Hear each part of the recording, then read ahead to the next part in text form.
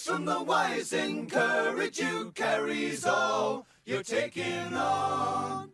Words from the wise discourage too many people when things go wrong.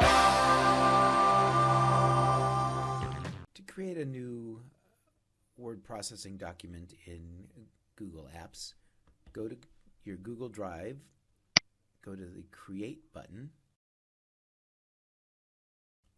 and go down here to Document. We'll go through each of the menus a little bit here and some of the things that might be a little bit unusual.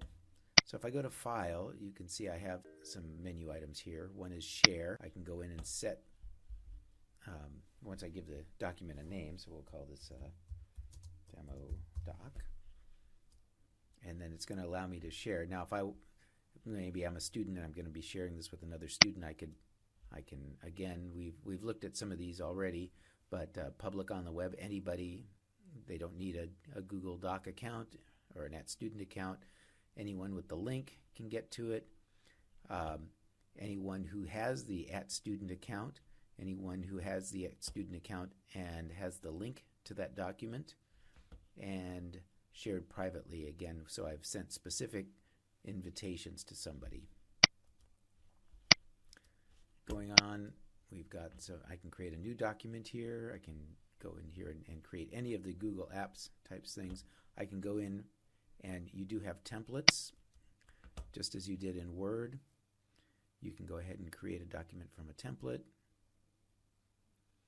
and you can search the templates. You've got some that are already, you can see people have saved some of these as people from the Department of Education activity. I can look at just the templates I've used, templates I've created, or public templates.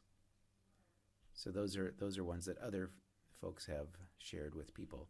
I can narrow it down to just documents. So again, I'm going to go to the Department of Education and say documents, and it will get rid of some of the things you saw. The presentation went away, let's say. So you've got calendars, business forms. So a lot of the same items that you used to have in Word, you can also go into other languages as well. So maybe you're a foreign language teacher or something like that. So I'm going to go ahead and go out of that and back to our document folder if I want. So I can go in here and move it to one of the folders that I have. Maybe I didn't collect. You can always do this later, though, by just dragging it into the right folder. I can make a copy of a document. I can rename it, of course. This is a great thing here. See revision history. Maybe you've got a document that a bunch of students were supposed to collaborate. By clicking on this, you can see over here in the revision history who added what, and if you click on it and see, it'll highlight what they did. So you can see more detailed revisions or less detailed revisions. So you can close that box again. I can publish it to the web, which is just basically sharing it. I can email collaborators. I can email it as attachments. I can change the page setup here, or I can print. Under Edit, we've got most of the things you're used to, the edit, undo, and redo, cut, paste, copy, those kinds of things. This is a nice feature here, this web clipboard. If anything I add to the web clipboard, let's say I copy this text and I want to add it to the so I copy it and I've added it to the web clipboard.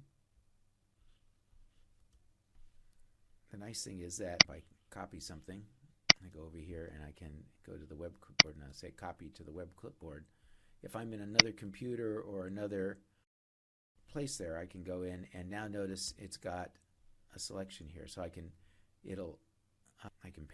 paste it as rich text, but you can copy tables, pictures, anything like that, and it will stay in that web clipboard for up to 30 days. So let's say I've done this on one computer, I'm on another computer, I'm logged into my Google account, I can actually get that stuff out of the clipboard that I copied earlier. So view, you can show the ruler, I can take the ruler off, I can add the ruler, go to full screen if you want, things like that. Insert, again, a lot of the same things that we have in Word, special characters, a horizontal line, those kinds of things. the one thing I will talk about here, because it's really useful for teachers, is comments. I can add a comment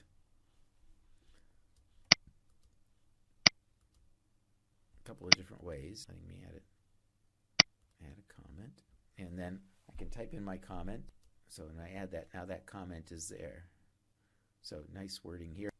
It has the time, and then a student could also go in and you can respond to that comment as well. So reply to that comment. So you could have, let's say you could have a document on here and students could comment. They could highlight and comment on the highlight if they wanted as well. So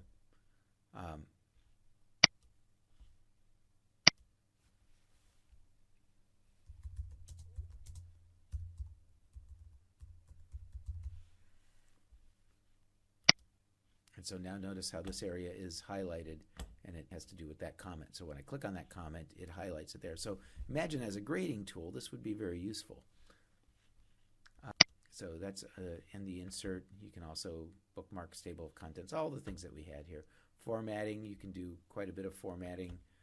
I'm not going to spend too much time here. This is another powerful tool, this research. Of course, you have your spell checker, but research, when I click on that, it opens up a new window over here. And notice it's a little search engine that's right here. So I can search basic Google search, and that searches everything. But I can also just search images if I want. I can search Google Scholar, only going to look at academic periodicals and things that have more of a substantial reference. I can go in and find just quotes. Let's say I type in here Einstein quotes, and I can find a bunch of Einstein quotes here. I can go in and do the dictionary. I can look for tables that have anything to do with Einstein. It'd be kind of a funny subject to do with him, but when I do something here, let's say I go in here and I grab something. Let's say I've grabbed some of this information and I thought, oh yeah, this is very interesting, and of course I wouldn't want to cut and paste into my paper. There's some more Einstein stuff. Let's go back to my here. So, and now let's say I want to and actually add the reference to that.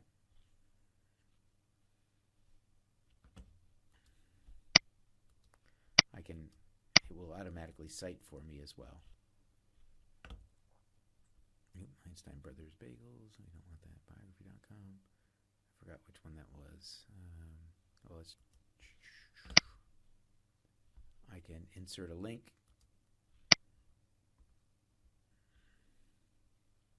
Or I can cite it. So notice now I've got that citation down at the bottom.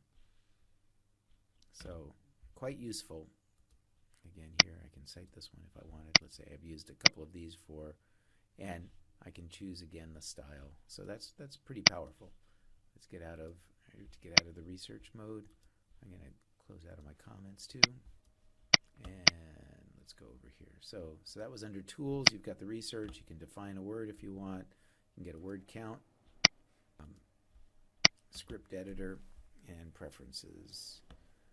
Script editor if you wanted to put, say, a macro into this document, and we'll talk about that a little bit later. Insert a table if you want, just a typical tool that you might have here. And again, here we go. So lots of things that you can use here. Very powerful. Again, that's to insert another comment. You can insert hyperlinks. So this is the document. Again, you can share with up to 50 users simultaneously. If you have multiple users, you'll see a little icon here that if you roll over it, it'll give you their name. It usually assigns them a little avatar. Notice here it automatically is saving, so you never have that problem of, oh, I forgot to save. That will not happen in this program.